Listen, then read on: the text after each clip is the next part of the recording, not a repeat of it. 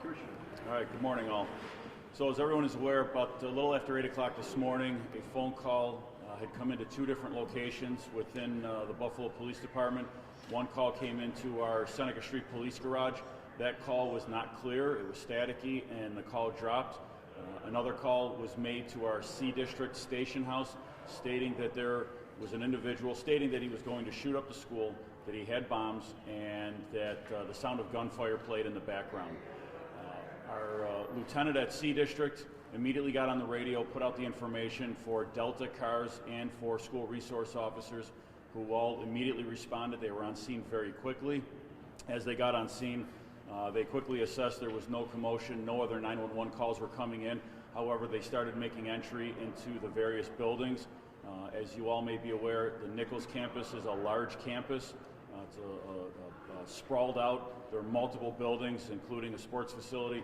But as officers were arriving on scene, they were making entry into all the different buildings.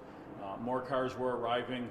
The school immediately went into a lockdown procedure, and it took approximately 2 hours, a little less than 2 hours, for the campus to be fully cleared. That also included the search with, I believe, about 5 canines. That included Buffalo Police, the NFTA Police, and Department of Homeland Security canines. We have also become aware that there were, I believe, 3 other locations across New York State, some in the local vicinity but out of Erie County, as well as downstate, that have received similar calls. So our threat management unit is leading the investigation from the Buffalo Police standpoint. We are working with the state police and the FBI. We will conduct a full and exhaustive investigation, and anyone found who have made these fake calls will be prosecuted to the fullest extent. With that, I'll take any questions. Is there your indication, though, that this was a coordinated fake call situation in terms of someone out there placing these calls simultaneously? You know, you have calls coming into other schools across the state. One could presume something, but I'm not going to make those presumptions. That's what our investigation is going to get into. Obviously working with our state and federal partners, we are going to look into that. The calls that were made weren't made to 911, they were made to specific police locations.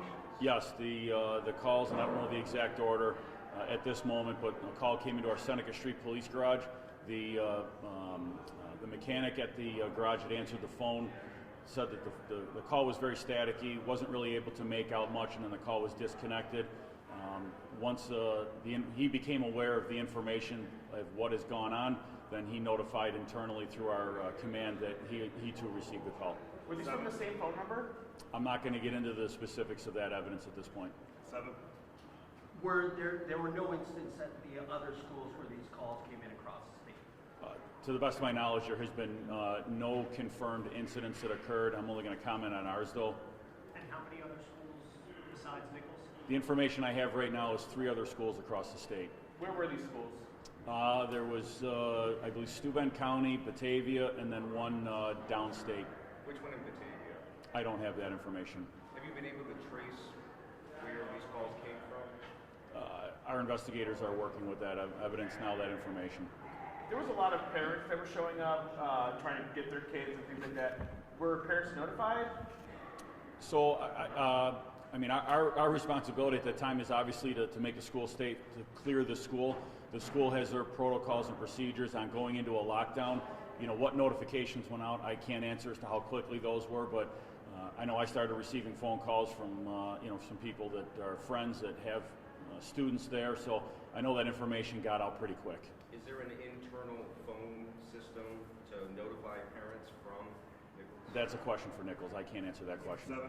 Commissioner, there's a bulletin going around with NYPD that tomorrow is a day of hate, white supremacists against anti-Semitism. Have you been aware of any of those instances or circumstances? We have an intelligence commander within our department that works, our chief of detectives, and we have a lieutenant that works with the intelligence community, not just within New York State, but within the country and internationally. We get these bulletins, we communicate, so we certainly give them the due attention that they deserve. We monitor what is, has a potential to occur nationally and, of course, locally. Not everything that we get is designated for a local presence. Sometimes these bulletins go out and they try to engage a lot of different areas to participate. That doesn't always happen, but we are very much in tune both in the local, state, and the national level with the intelligence community. This is the city that responded within seconds to an actual mass shooting just in May.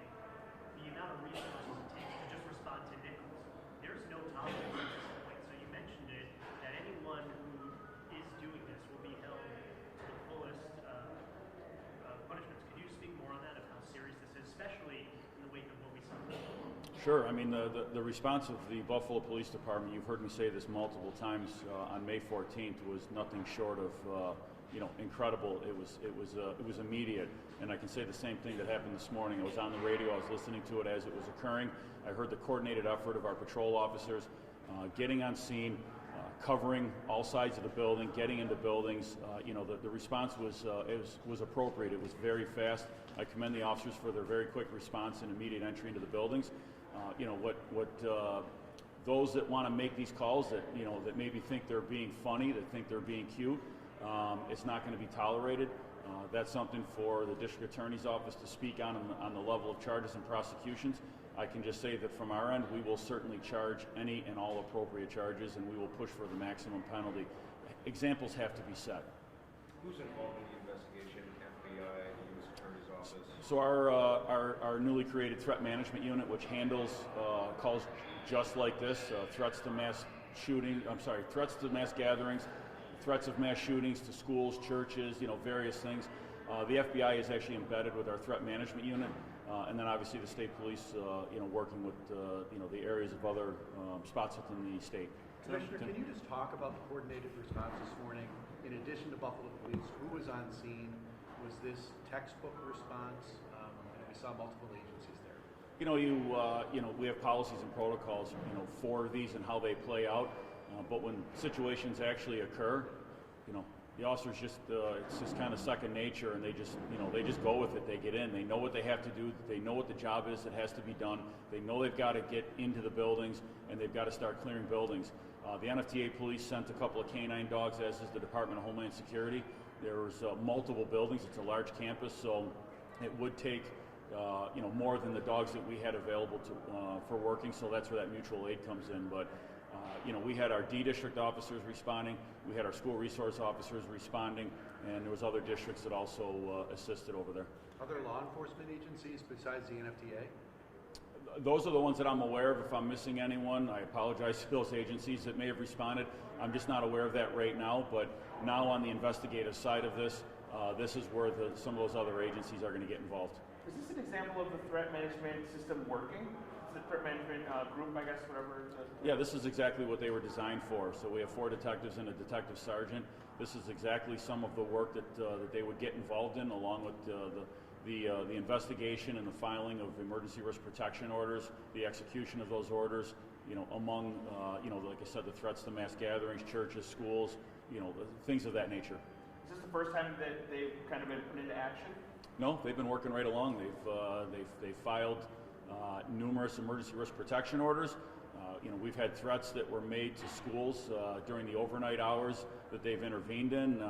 Just recently they made an arrest on a threat that was made to a local school, and they had an individual in custody by 5 o'clock in the morning. So they get called in. If a threat comes in, we're activating them no matter what time it is, and we're getting a presence out there, and we're looking to take someone into custody. And again, we will make examples out of anyone that makes any type of a threat. And as of now, there's been no arrest made, sir? I'm sorry? No arrest made now? On this, not yet. Which school was that they referred to? There was a threat that was made against Hutch Tech about, 2-3 weeks ago. It turned out it was a homeless individual, so, we deemed it, that it wasn't, somebody that was involved in the school, and we had the individual in custody by, I think, about 5 o'clock in the morning. I've heard that some of these calls have been placed in Nichols specifically in the past.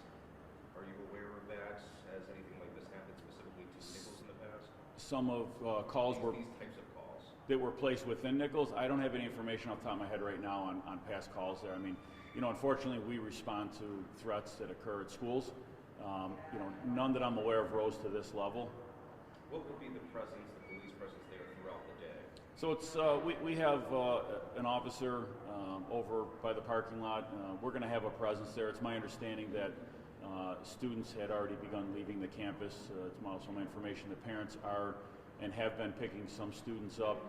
I don't know what Nichols plans on doing officially. You'd have to talk to Nichols on whether they're closing the school, but it's my information is that some students have voluntarily left.